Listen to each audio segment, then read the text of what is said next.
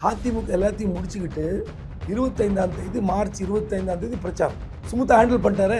காங்கிரஸிட ஒரு சீட் குறைச்சி கொடுத்துருக்காரு. யாருக்கு? பாஜக. உருட்டியோ அன்பாகவோ எப்படி வேண்டுமானாலும் பேசி 30-35 இடங்கள் வாங்கியிருக்க முடியும். 27 முடிச்சார்ல, அப்போ சக்சஸ்ஃபுல் எடப்பாடி தானே. மாநில மாநாடு, மண்டல மாநாடு, மகளிர் மாநாடு, இளைஞர் மாநாடு உட்காந்து பேசியிருந்தால் இந்த குழப்பம் வந்தே இருக்காது. 5க்கும் 6க்கும் என்ன பெரிய வித்தியாசம்? அப்படி இருக்கும்போது இதுக்கு 5 கட்ட பேச்சுவார்த்தை தேவையா என்பது என்னோட கேள்வி. எல்லாருக்கும் இப்போ நிறைய திமுக 40% புதுமுகங்கள் வரப்போகிறதுன்னு தகவல் இருக்கு.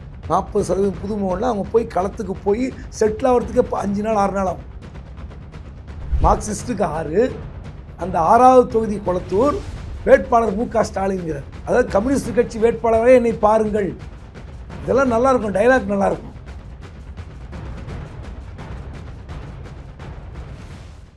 அறுவை சிகிச்சையில் குணம் இது ஆயுட்கால நிவாரணம்.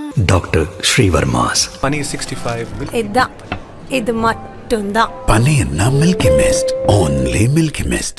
வணக்கம் சார். வணக்கம். பரபரப்பான ஒரு சூழல்ல தொகுதி பங்கீடுகள் அப்படிங்கிறது ரொம்ப சூடு பிடிக்க தொடங்கி இருக்கு 2 கூட்டணி கட்சிகளிலுமே. இதில் திமுக பற்றி குறிப்பாக சொல்லணும் அப்படின்னா, திமுக கூட்டணி கட்சிகளை கையாளக்கூடிய விதம் அப்படிங்கிறது ரொம்ப ஹார்ஷாக இருக்குது அப்படிங்கிறத சமீபத்தில் திரு வேல்முருகன் அவர்கள் சொல்லியிருந்தார். கூட்டணியிலிருந்து தாவாக்கா கட்சி வெளியே போகிறாங்க, தமிழக வாழ்வுரிமை கட்சி அப்படின்னு அறிவிச்சது மட்டும் இல்லாமல் ஒரு 10 கோரிக்கைகளை முன் வச்சோம், பட் கோரிக்கைகளை வச்சு நீ கூட்டணி பேசுறியா அப்படின்ற மாதிரி பெரியண்ணன் பாணியில் எங்களை நடத்துகிறாங்க அப்படின்றாங்க. அண்ட் திருமாவளவன் அவர்களும் அதற்கு முன்பாக ஒரு வீடியோ ஒன்று வெளியிட்டிருந்தார். அதுலேயும் சில வருத்தங்களோடு அவர் பேசியிருந்தார். பல நெருக்கடிக்கு மத்தியில் தான் வேட்பாளர்கள் தேர்வு செய்ய வேண்டியிருக்கு, தொகுதி பங்கீடுகள் பேச்சுவார்த்தை அப்படிங்கிறதுல சிரமம் இருக்குது அப்படின்ற மாதிரி பேசுகிறாரு. இது எல்லாத்தையும் எப்படி புரிஞ்சுக்கலாம்? திமுகவினுடைய கையாளுதல் கூட்டணி கட்சிகளை எப்படி இருக்கு? நாங்கள் மிக ஒற்றுமையாக இருக்கிறோம், தொடர்ந்து கூட்டணியில் பயணிக்கிறோம். ஒரு பாஜகவுக்கு எதிராக ஒரு மதசார்பற்ற கூட்டணியை ஸ்டாலின் தலைமை அப்படி கட்டமைத்திருக்கிறது, இப்படி கட்டமைத்திருக்கிறது, எப்படியெல்லாமோ கட்டமைத்திருக்கிறது, இப்படியெல்லாம் பேசிக்கொண்டிருந்த கூட்டணி கட்சிகள். குறிப்பாக இந்த ஆட்சியின் சட்டமன்ற கூட்டத்தொடர் கடைசி நாளில் எல்லா கட்சி சட்டமன்ற தலைவர்களும் எப்படி பேசினார்கள் பார்த்தீங்க.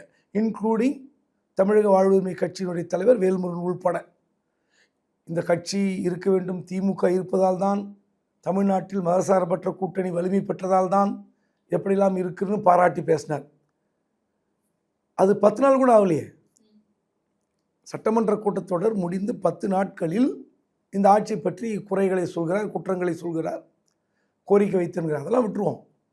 நீங்கள் திரும்ப சொன்னீங்க, விடுதலை சிறுத்தை கட்சியினுடைய தலைவர் திருமா அவர்கள் வெளியிட்ட வீடியோவில் வலி மிகுந்ததாக இருக்கிறது எங்களுடைய பேச்சுவார்த்தை அப்படின்னார். மார்க்சிஸ்ட் கம்யூனிஸ்ட் கட்சிக்கு மொத்தமே 6 சீட் தான் கேட்குறாங்க. 7 கேட்டாங்க, கடைசி 6 வந்துட்டாங்க. 6 சீட்டுக்கு 5 முறை பேச்சுவார்த்தை. நாங்கள் பொலிட் பியூரோ கிட்ட பேசுகிறோம், தலைமை கழகத்தில் கூடி முடிவெடுப்போங்கிறாங்க. அப்போது இந்த கட்சி ஒரு 10 ஆண்டு காலமாக நீங்கள் பயணித்தீர்களே, என்ன உறவோடு பயணித்தீர்கள்? திமுக தலைமையை தான் கேட்குறேன். எதிர்கட்சியில் பிளவு, எதிர்கட்சி கூட்டணியில் குழப்பம் ஏகப்பட்டு இருக்குது. கடந்த நாடாளுமன்ற தேர்தலில் அதிமுகவுடன் பயணித்த தேமுதிக இங்கே இருக்குது, அதே அதிமுகவுடன் பயணித்த எஸ்டிபிஐ கட்சி இங்கே இருக்குது, பயணிக்காத பாஜக அங்கே இருக்குது, இல்லைன்னு சொல்ல. ஆனால் நாங்கள் ஒன்றாக பயணித்தோம், ஒரு சிறப்பான தலைவர் எங்களுக்கு கிடைத்திருக்கிறார்னு அப்படியே உள்ளார்ந்த அன்போடு பெருமையோடு பேசிய கூட்டணி கட்சிகளுக்கு என்ன நிலைமை? இன்றளவும் முதலமைச்சர் யாரும் விமர்சனம் அதை நான் சொல்லிடுறேன். காரணம், இதற்கு முழு முதல் காரணம் திமுக தலைமை தான். காரணம், காங்கிரஸ் கட்சி அவங்க பீகார் தேர்தலுக்கு அந்த தோல்விக்கு பிறகு எங்களுக்கு விரைவில் தொகுதிகளை கொடுங்க, நம்பரை முடிவு பண்ணுங்க, அப்போ தான் நாங்கள் களத்துக்கு போய் வேலை செய்ய முடியும், இல்லை என்றால் எங்களுக்கு சிக்கல் அப்படின்னு சொன்னாங்க. அப்போது இந்த காங்கிரஸ் முரண்டு பிடிக்கிறது என்பதற்காக மற்ற கட்சிகளை அப்படியே தள்ளி கொண்டு இந்த நிலைமைக்கு நிறுத்தியது திமுக. 1. 2வது, நீங்கள் ஆளுங்கட்சி எப்பவுமே ஒரு ஆளுங்கட்சியாக இருக்கும்போது ஆன்டி இன்கம்பன்சி எல்லாருக்கும் இருக்கும். நாட் ஓன்லி டிஎம்கே, காங்கிரஸை பாதிக்கும், கம்யூனிஸ்ட்டை பாதிக்கும், விசிகாவை பாதிக்கும், மதிமுக பாதிக்கும், எல்லா கட்சியும் பாதிக்கும். அப்படி இருக்கும்போது நீங்கள் சுமூகமாக உக்காந்து பேசி ஒரு 2 மாதங்களுக்கு முன்பு அழகாக பேசி முடித்து புதிய கட்சிகள் வந்தால் எப்படி விட்டு தருவது? நான் உங்களுக்கு சீட் தரோம், வாங்க உட்காந்து பேசுவோம். உங்களுக்கு தொகுதிகளை மாற்றி கேட்குறீங்களா? ஸ்ரீபெரும்புதூர் வேண்டாம், எக்மோர் வேணும், இல்லை மயிலம் வேணும், இல்லை திருப்போரூர் வேண்டாம், விடுதலை சிறுத்தைக்கு வேறு தொகுதி வேணும், எல்லாம் உட்காந்து பேசுவோம். ஒரு கூட்டணி கமிட்டிக்கான கூட்டத்தை போட்டு, அதான் காங்கிரஸ் வைத்து கொண்டே இருந்த கோரிக்கை, ஒரு குழு போடுங்க பேச்சுவார்த்தை கிடையவே கிடையாது. மாநில மாநாடு, மண்டல மாநாடு, மகளிர் மாநாடு, இளைஞர் மாநாடு, இதற்கெல்லாம் எங்களுக்கு நேரம் தேவை, சட்டமன்ற கூட்டத்தொடர். ஏங்க அது ஒரு பக்கம் இருந்துட்டு போட்டோம். உக்காந்து பேசியிருந்தால் இந்த குழப்பம் வந்தே இருக்காது. இதற்கு எல்லாமே பொறுப்பு திமுக தான். ஓகே, ஆனால் இங்கே யாருமே முதலமைச்சர் அவர்களை குற்றம் சாட்டவே இல்லைல்ல சார். எல்லாருமே கூட்டணியில் தொகுதிகள் குறைவாக கொடுத்தாலும் பரவாயில்ல, இந்த கூட்டணியில் ஸ்ட்ராங்காக இருப்போம் அப்படிங்கிறதுல ஸ்ட்ராங்காக இருக்காங்க. யாருமே இல்லையே. அப்போ 5 சீட்டு மாற்றி மார்க்சிஸ்ட் வாங்கி போக வேண்டியதானே? 5 சீட்டு வாங்கி டிமாண்ட் அப்படிங்கிறது வைக்க தானே சார் செய்வாங்க. இப்போ நீங்கள் தானே கேள்வி கேட்டீங்க. குறைச்சலாக இருந்தாலும் நாங்கள் வந்து ஏற்றுக்கொள்கிறோம், கூட்டினா ஒரே சீட்டில் முடிச்சிட வேண்டியதுதானே? டிமாண்ட் வைக்கிறாங்க, அதை கொடுப்பாங்க, நம்புறாங்க, கொடுக்கலன்னா அட்ஜஸ்ட் பண்ணிட்டு போகிற நிலைமையில தான் இருக்காங்க. ஆனால் அதுக்காக கூட்டணி விட்டு வெளியே போகக்கூடிய நிலைமையில யாரும் கூட்டணி விட்டு போக சொல்லுங்க. ஓகே, இப்போ 5க்கும் 6க்கும் என்ன பெரிய வித்தியாசம் சொல்லுங்க? 5க்கும் 6க்கும் என்ன வித்தியாசம்? ஒரே ஒரு சீட். அப்புறம் நீங்க கடந்த முறை போட்டியிட்டதுல இருந்து நம்ம நானே கேட்கிறேன், நினைக்கிறாங்க. நீங்க 6 கொடுக்கறதாலும் திமுக குறைஞ்சி போக போறது இல்ல, 5 வாங்குறதாலும் மார்க்சிஸ்ட் குறைஞ்சி போக போறது இல்ல. என்னுடைய கருத்து, தனிப்பட்ட கருத்தை சொல்றேன். அப்படி இருக்கும்போது இதுக்கு 5 கட்ட பேச்சுவார்த்தை தேவையா என்பது என்னுடைய கேள்வி. அதுதான் திமுக முன்கூட்டியே பேசி இருக்கணும்னு சொல்றேன். மீடியாவுக்கு தீனி போடுவது திமுக தான், வேறு யாருமே கிடையாது. நீங்கள் புதிய கட்சி உள்ளே வந்து விட்டு காங்கிரஸை வழிக்கு கொண்டு வருவதற்காக தேமுதிக உள்ளே கொண்டு வந்தாங்க. தேமுதிகக்கு என்ன நம்பர் வேணும்னு நீங்கள் டிசைட் பண்ணீங்களோ அதை கரெக்டாக பேசியிருக்கணும். 10+1ன்னு சொல்லிட்டீங்க. 10ன்னு ஒன்று நாங்கள் இவ்வளோ நாள் பயணிக்கிறோமே அப்படின்னு விசிகா கொந்தளிக்கிறது. அப்போ இரட்டை இலக்கம் எங்களுக்கு கொடுங்க. ஒருவேளை 9னா 9, 8னா 8, இந்த டிமாண்டுக்கு வந்துட்டாங்க விசிகா. காரணம், வட மாவட்டத்தில் எங்களுடைய செயல்பாடு அப்படி இருக்கிறது. ஒரு கூட்டம் போட்டால் நாங்கள் எப்படி எங்களுடைய செயல்பாடை விட உங்களுக்காக உழைப்பதற்கு தயாராக இருக்கிறோம் இப்படிலாம் விசிகா பேசுகிறது. நீங்கள் கடந்த நாடாளுமன்ற சட்டமன்ற தேர்தல் எவ்வளோ ஓட் ஷேரு இதெல்லாம் இல்லை, கூட்டணியை பாதுகாப்பதற்கு திமுக தவறிவிட்டதுன்றது என்னுடைய பார்வை. ஆனால் மற்ற கட்சிகளை இப்போ கேட்குறாங்களே, டிமாண்ட் பண்ணுறாங்களே, இவங்க இதை வந்து காங்கிரஸ் வைத்த போது நீங்கள் குழு போடுங்க, பேச்சுவார்த்தை நடத்துங்கன்னு சொல்லும் போது இந்த கட்சிகளும் அழுத்தம் கொடுத்துருக்க வேண்டும். தப்புன்ட்டாங்க. இவங்களும் கோட்டை விட்டாங்க. இன்னும் 30 நாள் இருக்குது தேர்தலுக்கு. சரியாக இன்று 30 நாட்கள். இப்போ எல்லாருக்கும் இப்போது நிறைய திமுகவில் 40% புதுமுகங்கள் வரப்போகிறதுன்னு தகவல் இருக்குது. 40% புதுமுகங்கள்லாம் அவங்க போய் களத்துக்கு போய் செட்டில் ஆகிறதுக்கே 5 நாள் 6 நாள் ஆகும். அதே மாதிரி மற்ற கட்சிகளுக்கு இப்போது என்னதான் டிஜிட்டல் உலகமாக இருக்கட்டும், சின்னங்களை கொண்டு போய் சேர்ப்பது சுலபமாக இருக்கட்டும், எதுவாக இருந்தாலும் நீங்கள் அவங்கள ஒரு ஒரு இலகன தன்மையோடு ஒரு ஆனந்தத்தோடு அந்த கேண்டிடேட் போய் வேலை செய்கிற அந்த வாய்ப்பை திமுகவும் திமுக கூட்டணி கட்சிகளும் செய்ய தவறிவிட்டது. திருமாவளவன் அவர்களே எடுத்துப்போமே, 6 சீட்டு கடந்த முறை வாங்கினாங்க அப்படின்னா அவங்களுடைய களப்பணியாக இருக்கட்டும், நீங்கள் சொன்ன மாதிரி இளைஞர்கள் கூட்டமாக இருக்கட்டும், ஒவ்வொரு மாநாட்டுக்கும் எவ்வளோ பேர் வராங்கங்கிறத பார்க்கணும். அண்ட் அதை தாண்டி கடந்த முறை யார் யாருக்கெல்லாம் 6 சீட்டு கொடுத்தாங்களோ அதில் அதிகமாக வெற்றி பெற்றது இவங்க தான். மாநில கட்சி அப்படின்ற அங்கீகாரமும் வாங்கியிருக்காங்க சமீபத்தில். திருமாவளவன் அவர்களுக்கு கூட கூடுதல் சீட் கொடுக்கறதுல என்ன பிரச்சனை இருக்குது? அவங்க எப்படி ட்ரீட் பண்ணுறாங்கன்ற ஒரு விதம் இருக்குல்ல சார், அதை தான் பிரதானமாக எல்லாரும் சுட்டி காட்டுறாங்க. கூடுதல் சீட்டு கொடுக்கறது கொடுக்காமல் இருக்கிறது திமுக தலைமை எடுக்கிற முடிவு. அதை நான் அதுவும் சொல்ல மாட்டேன். நீங்கள் இது சுமூகமாக முடிக்கணுமா முடிக்காதுன்றதை நான் கேள்வி கேட்க முடியும். எத்தனை சீட்டு கூட கொடுங்க, இத்தனை சீட்டு குறைங்க நான் சொல்ல முடியாது. இப்போது மார்க்சிஸ்ட் கம்யூனிஸ்ட் கட்சி வந்து கடைசியாக முதலமைச்சர் ஸ்டாலினே பார்க்குறாங்க ஞாயிற்றுக்கிழமை நேத்திக்கு. என்ன சொல்கிறாருன்னா, உங்களுக்கு 6 சீட்டு தான், 5 அல்ல. அந்த 6வது சீட்டு என்ன தெரியுங்களா? கொளத்தூர். மார்க்சிஸ்ட்டுக்கு 6, அந்த 6வது தொகுதி கொளத்தூர், வேட்பாளர் மு.க. ஸ்டாலின்கிறார். ஒரு மாநில தலைவர் சண்முகம் என்ன பேசுவார்? இதில் புதுசாக இருக்குது, புது பஞ்சு டைலாக், புது ட்ரெண்டாக இருக்குது. அதாவது கம்யூனிஸ்ட் கட்சி வேட்பாளராக என்னை பாருங்கள், நான் திமுகவை பார்க்காதீங்கிறாரு. இதெல்லாம் நல்லாயிருக்கும், டைலாக் நல்லாயிருக்கும், முதலமைச்சரோடு பேசியது ரசிக்கத்தக்கதாக இருக்கும். ஆனால் அவங்க என்னென்ன தேமுதிகவுக்கு இவ்வளோ கொடுக்குறீங்களே, எங்களுக்கு எவ்வளோ கொடுக்க மாட்டீங்க? அப்போது உங்கள் கட்சியோடு இணைந்து செயல்பட்டதற்கு, அதாவது ஒரு பல்வேறு பிரச்சனைகளுக்காக போராட வேண்டிய நேரத்தில் கூட போராடாமல் கூட்டணிக்காக நாங்கள் அடங்கியிருந்தோமே, எங்களை இப்படி நடத்துகிறீங்களேன்ற கோபம் இருக்குல்ல, அது மார்க்சிஸ்டுக்கு இயற்கையாக இருக்கும். ஏன்னா எல்லா பிரச்சனைகளுக்கும் மார்க்சிஸ்ட் கம்யூனிஸ்ட் கட்சி கூட்டணி இருந்தாலும் போராடுவார்கள். நீங்கள் கூட்டணி இருக்கிறதுக்காகலாம் விட மாட்டாங்க. அப்படிப்பட்ட மார்க்சிஸ்ட் கட்சி கடந்த 5 ஆண்டு காலத்தில் ரொம்ப சட்டிலாகவே டீல் பண்ணாங்க திமுக. அந்த கோபம் இருக்க தான் செய்யும். இது சுமூகமாக முடிக்காமல் போனது 2 பக்கமும் லாஸ் இருக்குது. அது நம்ம போய் கூட கொடுங்க சொல்ல மாட்டோம், நான் சொல்லக்கூடாது, நீங்கள் சொல்லக்கூடாது. இப்போது திமுகவும் சீட்டை குறைத்து கொண்டிருக்கிறது திரும்ப வீடியோவில் போட்டிருக்காரு. மார்க்சிஸ்டுடைய மாநில தலைவர் சண்முகமும் சொல்கிறார், நாங்களும் சீட்டை குறைத்துக் கொள்கிறோம், நீங்களும் குறைத்துக் கொள்ளுங்கள் என்று முதலமைச்சரை கேட்கிறார் என்றார். ஸோ அவங்க தான் அட்ஜஸ்ட் பண்ணோம். இதில் போய் நம்ம நீங்கள் ஏங்க என்னங்க இது குறைச்சி வாங்கிக்கிங்கன்னு சொல்லக்கூடாது. ஆனால் 8 சீட்லேருந்து 5 ஆக்குனாங்கன்னா சண்டை போடலாம். இல்லை நாங்கள் 10 கேட்டோம் எங்களுக்கு 4 கொடுக்குறாங்கன்னா சண்டை போடலாம். ஒரு சீட்டில் போய் என்ன சண்டைன்னு எனக்கும் புரியல. முதலமைச்சர் அவர்கள்கிட்ட நேரடியாகவே சண்முகம் அவர்களாக இருக்கட்டும், திருமாவளவன் அவர்களாக இருக்கட்டும், இவங்க 2 பேருக்கும் வாய்ப்பு கிடைக்குது. ஆனால் மற்ற கட்சிகள் எல்லாருமே அவங்க தொகுதி பங்கீட்டுக்கான ஒரு தனி குழு அமைச்சாங்க. அந்த குழுவோட மட்டும்தான் பேசினாங்க. முதலமைச்சர் அவர்கள் பேசியுமே இப்படியான விஷயங்கள் வருது அப்படின்னா, உதாரணத்துக்கு ஆதவர்ஜுனா சமீபத்தில் சொல்லியிருந்தாரு, திமுக பண்ணையார்த்தனத்தை முன்னெடுக்கிறாங்க, அட்ராசிட்டியோட டீல் பண்ணுறாங்க விசிகாவை. திருமாவளவன் அவர்கள் எவ்வளவு பெரிய தலைவர், 5 சீட் 6 சீட் தான் கொடுப்பேன், இருந்தா இருங்க இல்லாட்டி கிளம்புங்க அப்படின்ற மாதிரி சொல்கிறாங்கன்னு சொல்கிறாரு. அப்படிதான் ட்ரீட் பண்ணுறாங்களா திமுக? தேர்தல் நேரத்தில் இந்த குழப்பங்கள் வருங்க. இது திமுக பண்ணையார்த்தனமாக நடக்கிறதா, அதிமுக பண்ணையார்த்தனமாக நடக்கிறதாலாம் ஆராய்ச்சி பண்ணிட்டு இருக்க முடியாது. இந்த தேர்தல் நேரத்தில் மட்டும்தான் இந்த பிரச்சனை வரும். இது உங்களுக்கு வாய்ப்பு இருக்கும்போது நீங்கள் தான் அதை சரி செய்யணும். இப்போ பாருங்கள், அதிமுக இன்றைக்கி பேச்சுவார்த்தைக்கு டெல்லியிலேருந்து பியூஷ் கோயல் வரார். அந்த பேட்டி நீங்கள் பார்த்துருப்பீங்கன்னு நினைக்கிறேன், சமீபத்தில் இப்போ கொடுத்த பேட்டி. அவர் சொல்கிறாரு பாருங்கள், பேச்சுவார்த்தைக்கு டெல்லியிலிருந்து வந்தார், பேசினோம், ஒப்பந்தங்கள் முடிவானது, சீட்டு அறிவிச்சிட்டோன்றார். அப்போது எங்களை பார்த்து கேட்குறீங்க கூட்டணியில் குழப்பம்னு கேட்குறேன். திமுக கூட்டணியில் தான் குழப்பம்னு எடப்பாடி பழனிசாமி சொல்கிறார். அதிமுக எந்த அளவுக்கு நீங்கள் அங்கேயும் பல்வேறு குழப்பங்கள் இருந்தது, குழப்பம் இல்லாமல் இல்லை. அங்கே திமுக விட அதிகமான குழப்பம் வெடித்திருக்க வேண்டும். ஆனால் அப்படி இல்லை. டெல்லிக்கு போனார், டெல்லிக்கு போனது விமர்சனம் செய்தோம், நான் கூட கடுமையாக விமர்சித்திருக்கிறேன், இல்லைன்னு சொல்லலை. ஆனால் டெல்லிக்கு போனார், வந்தார், முடிஞ்சது.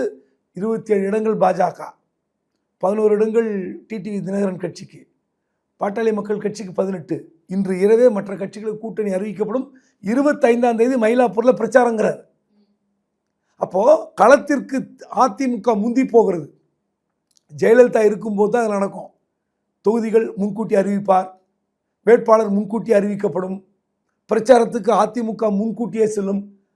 ஆனால் ஆளுங்கட்சி எல்லா வாய்ப்பும் வசதியும் இருந்து திமுக கூட்டணியில் ரொம்ப அமுக்கமாக இருந்த கூட்டணி கட்சிகளும் எல்லாம் உட்காந்து சண்டை போட்டுட்ருக்கு. இதை விட மோசமான சண்டை நடக்கும். அதாவது எந்த சின்னத்தில் யார் போட்டியிடுவது, தாமரை சின்னத்திலா அல்லது இரட்டை இலையில, இந்த குழப்பம் நடக்குன்னு பார்த்தீங்கன்னா, அதிமுக எல்லாத்தையும் முடிச்சுக்கிட்டு 25ஆம் தேதி, மார்ச் 25ஆம் தேதி பிரச்சாரம். அப்போது நீங்கள் எடப்பாடி பழனிசாமி அவர் மீது 1000 இங்கே எத்தனை குற்றச்சாட்டு வேணால் வைக்கலாம், குறைகள் சொல்லலாம். ஆனால் அவர் ப்ரூவ் பண்ணிட்டார்ல, சுமூத்தாக ஹேண்டில் பண்ணிட்டாரு. பாஜக 40 சீட் கேட்டாங்க. இன்னும் சொல்லட்டுமா, காங்கிரஸிட ஒரு சீட் குறைச்சி கொடுத்துருக்காரு. யாருக்கு? பாஜகவுக்கு. பாஜக வாங்கியது 27, காங்கிரஸ் பெற்றது 28. அந்த கான்ட்ரவர்சி இருந்துச்சுல சார், காங்கிரஸுக்கு 28 கொடுக்குறாங்கன்னா அதை விட அதிகமான எண்ணிக்கையில தான் பாஜக ஒரு சீட்டாக அதிகமாக இருக்கணும்னு சொல்லி பாஜக கேட்டதாக தகவல் உண்டு. ஆனால் அதை விட ஒரு சீட்டு குறைத்திருக்கிறார். கடந்த நாடாளுமன்ற தேர்தலில் காங்கிரஸை விட பாஜக இரட்டை இலக்கத்தில் வாக்கு வங்கியை நிரூபித்து விட்டதாக எல்லோரும் பேசி கொண்டிருக்கிறார்கள். அந்த சூழலில் 11% வாங்கிய பாஜகவுக்கு 27, கடந்த சட்டமன்றத்தில் 20, இப்போ 27, அதாவது 30 கூட வாங்கியிருக்க முடியும் பாஜக. எடப்பாடி பழனிசாமி தலைமையை மிரட்டியோ அல்லது உருட்டியோ அன்பாகவோ எப்படி வேண்டுமானாலும் பேசி 30-35 இடங்கள் வாங்கியிருக்க முடியும். 27 முடிச்சார்ல, அப்போ சக்ஸஸ்ஃபுல் எடப்பாடி தானே? சொல்லுங்கள். உங்களுக்கு வாய்ப்பு இருந்து நீங்கள் கோட்டை விட்டீங்களா, அதுதான் நம்ம விமர்சிக்கிறோம். ஓகே. அப்ப யார் மேல தப்பு இருக்குன்னு நினைக்கிறீங்க? திமுக தரப்புலயா? இல்ல கூட்டணி கட்சிகள் இத முன்னாடியே இந்த டிமாண்ட ஸ்ட்ராங்கா வச்சிருக்கணுமா? எந்த இடத்துல சிக்கல் இருக்கு? ஏன்னா இவ்வளவு நாள் நம்ம எல்லாருமே அதானே சார் பேசிட்டு இருந்தோம். திமுக கூட்டணி ரொம்ப இன்டாக்டா இருக்காங்க, வெற்றி கூட்டணியா அமைய போறாங்க அப்படின்னு சொல்லிட்டு. இப்ப தேர்தல் நெருக்கத்துல இந்த மாதிரியான மனக்கசப்புகள் என்ன மாதிரியான இம்பாக்ட் கிரியேட் பண்ணும்? தேர்தல் நேரத்தில் ஒரு 5-6 நாள் இந்த மனக்கசப்புகள் இருக்கும். எப்பவுமே தேர்தல் வந்து நடக்கும்போது, தேர்தல் இந்த வேட்பாளர் தேர்வு அல்லது கூட்டணி கட்சிகளுடைய தொகுதி பங்கீடு இதெல்லாம் நடக்கும்போது இந்த மனக்கசப்புகள் இருக்க செய்யும். 5 நாட்கள் பேசுவார்கள். அப்புறம் போய் தேர்தல் வேலையில் ஈடுபட்டால் இதெல்லாம் மறைஞ்சிடும், இல்லைன்னு சொல்ல. ஆனால் கம்யூனிஸ்ட் கட்சிகள் அப்படி அல்ல, ரொம்ப மனக்கசப்போடு இருப்பார்கள். நீங்கள் வந்து எங்களை எப்படி நடத்துறீங்கன்றத கம்யூனிஸ்ட் கட்சி ரொம்பவே காரசாரமாக பேசுவாங்க. இன்னும் சொல்ல போனால் இப்போ காங்கிரஸுக்கு 27 இடங்கள், இதில் பல தொகுதிகள் மாறும்ங்கிறாங்க. இப்போ நீங்கள் எப்போ வந்து முடிவெடுத்து எப்போது அறிவித்து 27, 28ங்கிறாங்க. எப்போ வேட்பாளர் பட்டியல் அறிவிப்பு வரும். அப்போது இதில் வந்து மாறுதலுக்கு உட்பட்டதா? பல இடங்களில் காங்கிரஸ் பிரச்சனை செய்யும். மதிமுக ஏற்கனவே கொஞ்சம் முரண்டு பிடித்து கொண்டிருக்கிறது, சில தொகுதிகளை மாற்றி கேட்கிறது. விசிகாவும் சில தொகுதிகளை மாற்றி கேட்கிறது. போன முறை போட்டியிட்ட தொகுதியில் வேண்டாம், எங்களுக்கு வேற கொடுங்கன்றாங்க.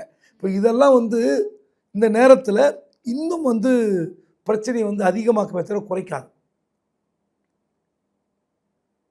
இந்த கசப்புகள் இருந்தாலும் ஆளுங்கட்சியுடைய அந்த அவங்களுக்கு இருக்கிற அந்த இது இருக்குல்ல, வசதிகள், வாய்ப்புகள், பொருளாதார பலம் எல்லாம் சேர்ந்து இந்த களத்தை மாற்றக்கூடிய வாய்ப்பு இருக்கலாம். ஆனாலும் கேண்டிடேட் மாறுகிற அல்லது தொகுதிகள் மாறும்போது இருக்கிற பிரச்சனை, தொகுதியில் வேட்பாளரை விட இந்த தொகுதி மாறுகுதில்ல.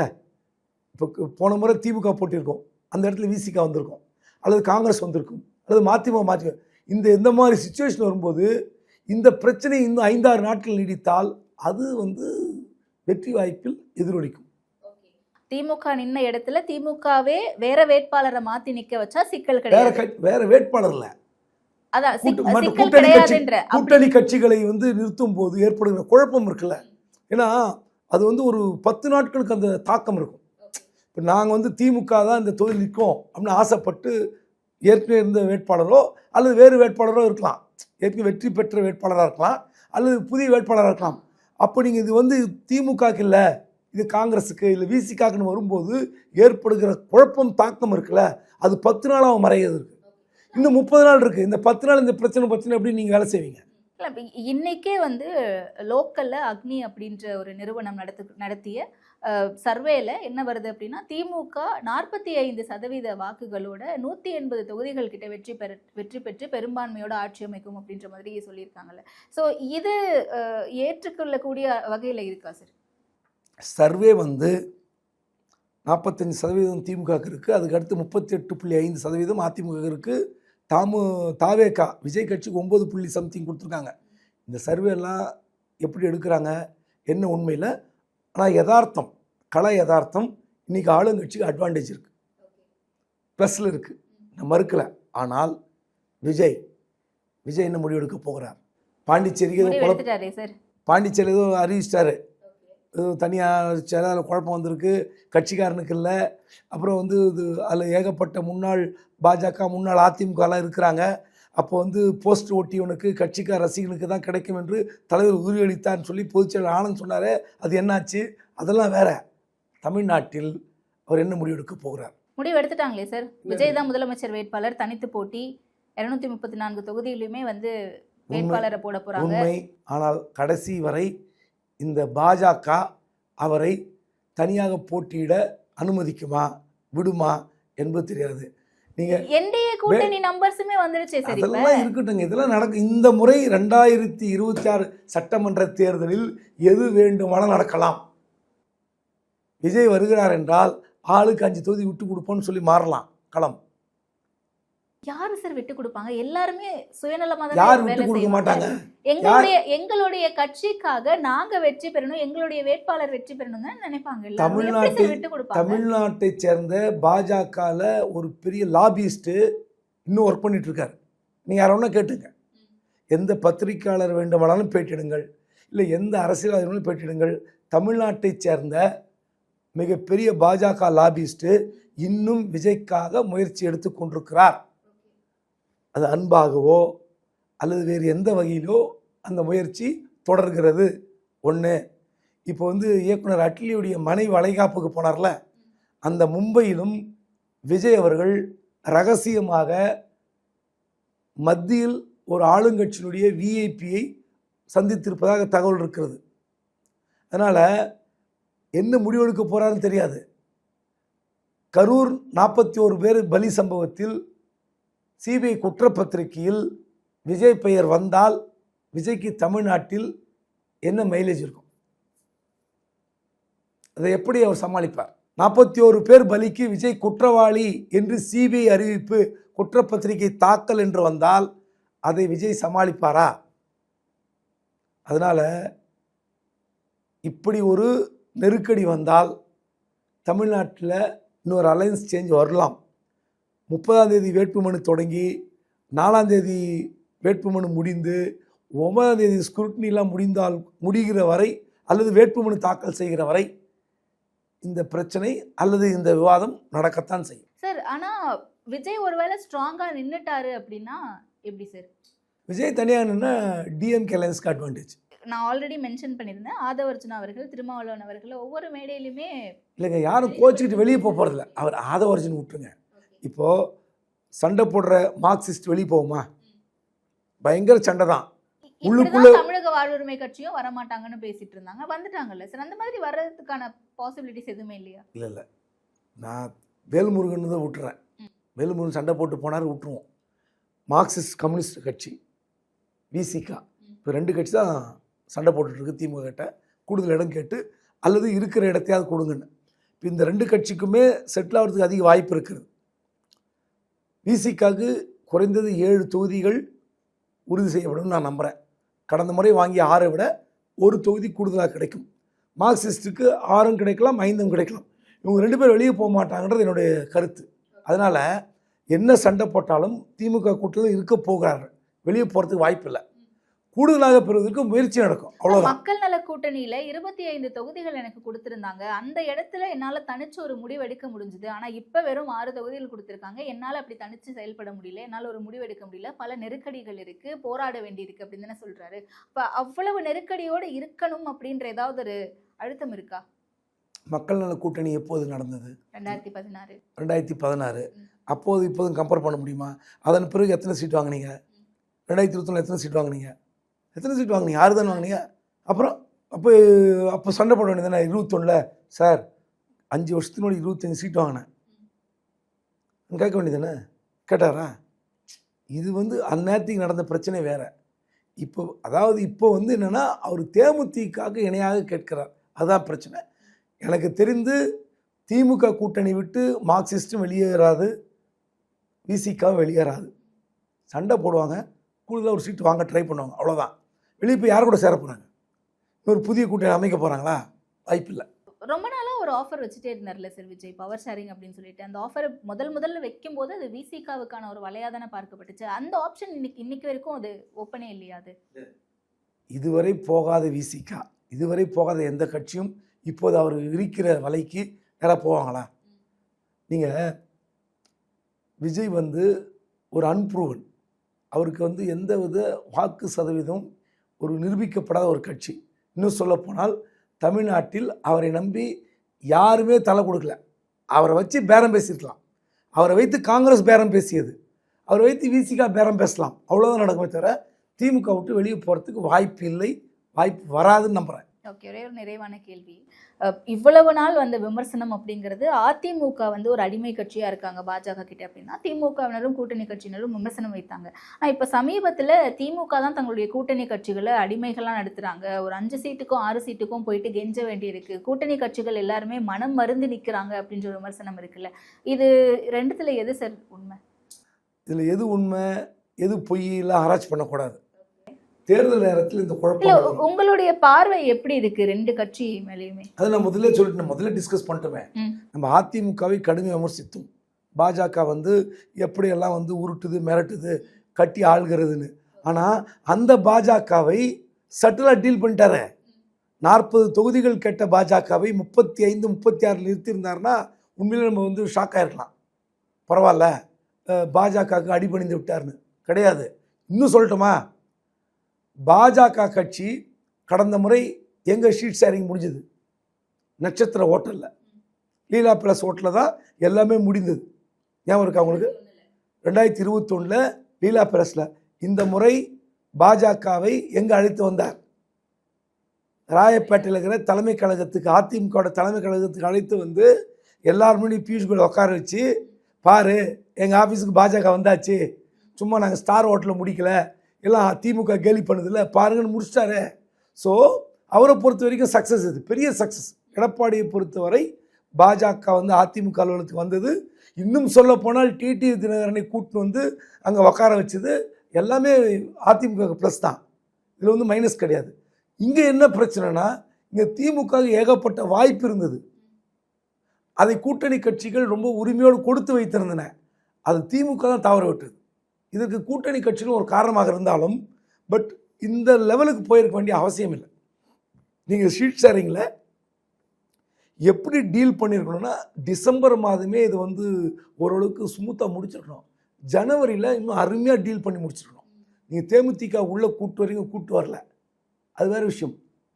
ஆனால் கூடுதல் கட்சி உள்ளே வந்தால் எப்படி வந்து விட்டு கொடுப்பது அப்படின்னு ஒரு ஸ்கீம் போட்டிருக்கணும். அதுவரை வந்து திமுக ஒரு முன்னேற்பாடோடு செயல்பட்டுருக்கணும். அவங்க கோட்டை விட்டாங்க. அதற்கான விளைவுகளை திமுக கூட்டணி சந்தித்து கொண்டிருக்குது, அவ்வளோதான். ஓகே, அப்போ என்ன நடக்கும் திமுக கூட்டணிக்குள்ள அப்படிங்கிறத பொறுத்து பார்ப்போம் சார். நேரத்திற்கு நன்றி. நன்றி.